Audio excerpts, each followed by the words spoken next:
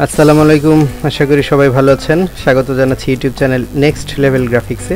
আজকে আমি আপনাদের জন্য নেক্সট লেভেল ইলাস্ট্রেটরে খুবই অল্প সময়ে চমৎকার এই ডিজাইনটি করব। এমনভাবে করব ডিজাইনটি যেন আপনারা ভালোভাবে শিখতে পারেন। কথা না বাড়িয়ে চলুন মূল ক্লাসে প্রবেশ করি।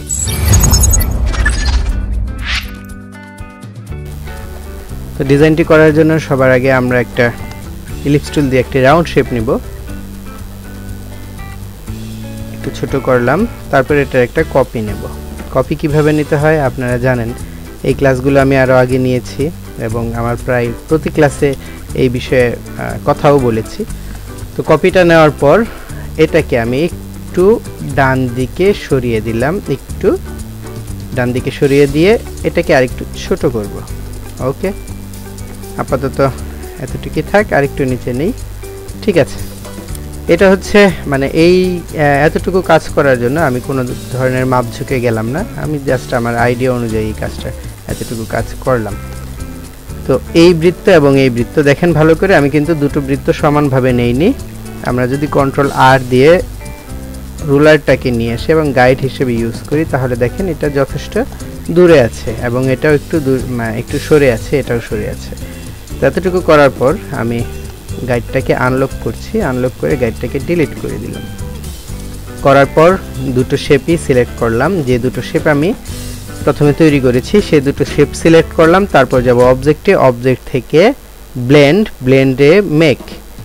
ব্লেন্ডের স্পেসিফাইড স্টেপগুলো এখানে বেশি আছে, এই কারণে এটা খুব ঘন ঘন এসে গেছে। আমি ডাবল ক্লিক করবো আবার ব্লেন্ড টুলে গিয়ে, এই যে আমাদের ব্লেন্ড টুল, ডাবল ক্লিক এবং এখানে স্মুথ কালার যেটা আছে সেখান থেকে যাব স্পেসিফাইড স্টেপস। এখানে 20টা স্টেপ দেওয়া আছে, আমি দেখব কমিয়ে কতগুলি স্টেপ দিলে আমার পছন্দ মতো হয়। আমার মনে হচ্ছে 12টা স্টেপ দিলেই যথেষ্ট ভালো হবে। ওকে করলাম 12টা স্টেপ দিয়ে। আপনি আপনার প্রয়োজন মতো দেখবেন কাজটাতে, যখন আপনি একটা শেপ এভাবে তৈরি করবেন, করার পর দেখবেন কতগুলি স্টেপ দিলে ভালো দেখা যায়, ঠিক ততগুলি স্টেপই দিবেন। আমি 12টা দিয়েছি বলে যে আপনাদের 12টা দিতে হবে এমন কোনো কথা নেই। দেওয়ার পর আমি গেলাম ইফেক্টে, ইফেক্ট থেকে ডিস্টর্ট অ্যান্ড ট্রান্সফর্ম থেকে এই যে আমার ট্রান্সফর্ম যে টুল এটা আছে, অপশনটা আছে, এখানে ক্লিক করব। করার পর এই যে এখানে যে স্কেল আছে, স্কেলটাকে আমি দেখব কত দিলে ভালো হয়। এখানে দেখেন হরিজন্টাল এবং ভার্টিক্যাল স্কেল দুটোই কিন্তু সমানভাবে মুভ হচ্ছে, কারণ আমার এখানে লিঙ্ক দেওয়া আছে, লিঙ্কটা অন করা। তো আমি এটাকে ছোট করছি করে দেখছি কত দিলে ভালো দেখা যায়। আমার মনে হয় যে 85 দিলে আপাতত ভালো দেখা যাচ্ছে। তারপর আসেন মুভে, মুভটা আমি হরিজন্টালি মুভ কমাচ্ছি, কিন্তু এখানে 13 মানে -13 হচ্ছে, -20 দিলে বোধহয় ভালো হয়। আর ভার্টিক্যালি যে মুভটা আছে, এই ভার্টিক্যালি মুভটাও আমি দেখছি কতটুকু দিলে ভালো হয়। এটা -20 দিলাম, এটা 10 দিলাম। আবারও একই কথা, আপনি যখন ডিজাইনটা করবেন আপনি এভাবে দেখবেন আপনার কতগুলো দিলে ভালো দেখা যায়। তারপর আসেন অ্যাঙ্গেলে, অ্যাঙ্গেলটা আমি এই যে দেখেন এই যে এখানে যে বৃত্তটা আছে, এই বৃত্তটা এটা সরাসরি যখন এসছে, অর্থাৎ 8 ডিগ্রি অথবা 7 ডিগ্রি, যাই হোক 7-8 যেটা আপনার ভালো লাগবে সেটা করবেন। তারপর আসেন কপিস, এখানে কপি কতগুলো দিলে ভালো দেখা যাবে, আমি কপি কিন্তু বাড়াচ্ছি দেখেন। ওকে, আমি আপাতত 10টা কপি নিলাম। এখন কিন্তু আমার ডিজাইন মোটামুটিভাবে হয়ে গেছে। তারপর আমি এখানে আরেকটু কাস্টমাইজ করব।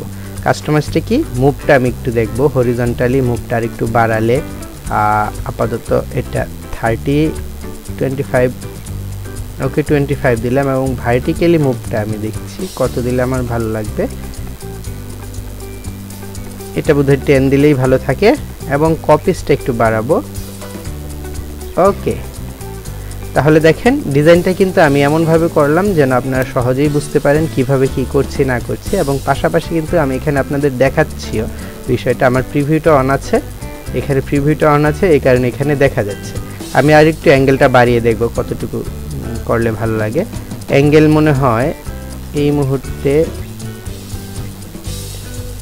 10, 9, 8, 7ই ভালো ছিল। ওকে, 7ই রাখছি। তারপর আমি এটাকে ওকে দিয়ে দেব।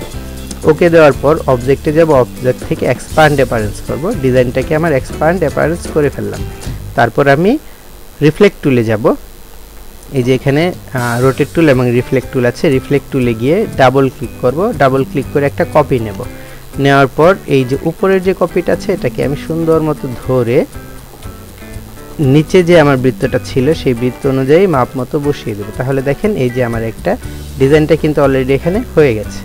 সম্পূর্ণ সবগুলো গ্রুপ করব, গ্রুপ করার পর একটু ছোট করব, ঠিক আছে, আর একটু বড় করে আর একটু ছোট করি, ঠিক আছে, ওকে। তারপর আমি যাব এখন রোটেট টুলে। রোটেট টুলে যাওয়ার পর আপনারা জানেন রোটেট টুলে যাওয়ার পর আমরা কি করি, অল প্রেস করি, তাই না? তো তার আগে আমি এখানে আরেকটা গাইড নিলাম, আবার একটা গাইড নিলাম যেন আমার ডিজাইনটা সহজ হয়। গাইডটা আনলক আছে, লক করা নেই, আনলকই থাক, এটাই ভালো।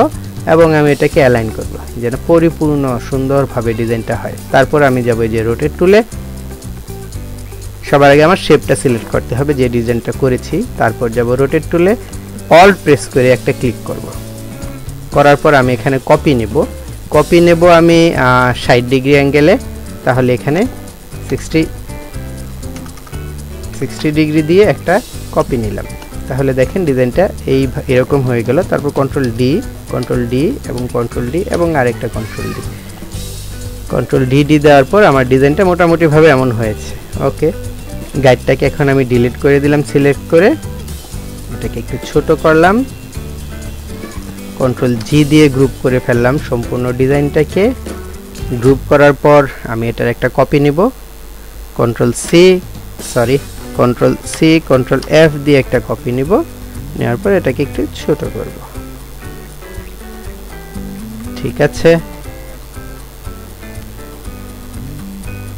এটাকে একটু ঘুরিয়ে দিচ্ছি, অর্থাৎ একটু রোটেট করে দিচ্ছি এইভাবে, ঠিক আছে। এবং তারপর এখান থেকে আরেকটা কন্ট্রোল সি কন্ট্রোল এফ দিয়ে আরেকটা কপি নিলাম, এটাকে ছোট করলাম, ছোট করে এটাকেও একটু ঘুরিয়ে দেব।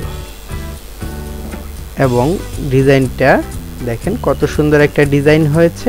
ইচ্ছা করলে আপনারা এখানে বিভিন্ন ধরনের কালার অ্যাপ্লাই করতে পারেন। আমি এটাকে সাদা রাখবো, সাদা দেখতে একটু বেশি ভালো লাগে।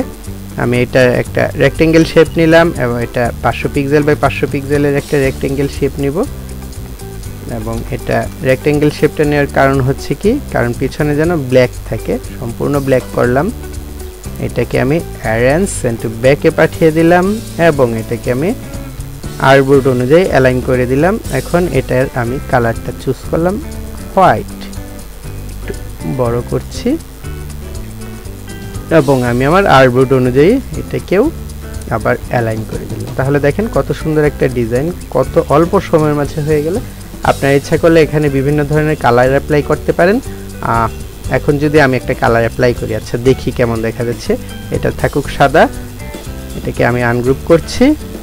তাহলে এটাকে আমি একটু হোয়াইট, লাইট হোয়াইট দিচ্ছি এবং এটাকে একটু ডার্ক, একটু গ্রে দিচ্ছি। তাহলে দেখেন এই যে ডিজাইনটা এরকম হয়।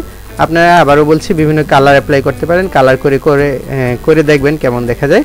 তাহলে আজকের ক্লাসটা এ পর্যন্তই, পরবর্তী ক্লাস দেখার আমন্ত্রণ জানাচ্ছি এবং সে সাথে একটা অনুরোধ করছি, ভিডিও যদি আপনাদের কাজে লাগে অর্থাৎ কিছু যদি শিখতে পারেন তাহলে অবশ্যই লাইক করবেন, চ্যানেলটা সাবস্ক্রাইব করবেন পরবর্তী ভিডিওর জন্য।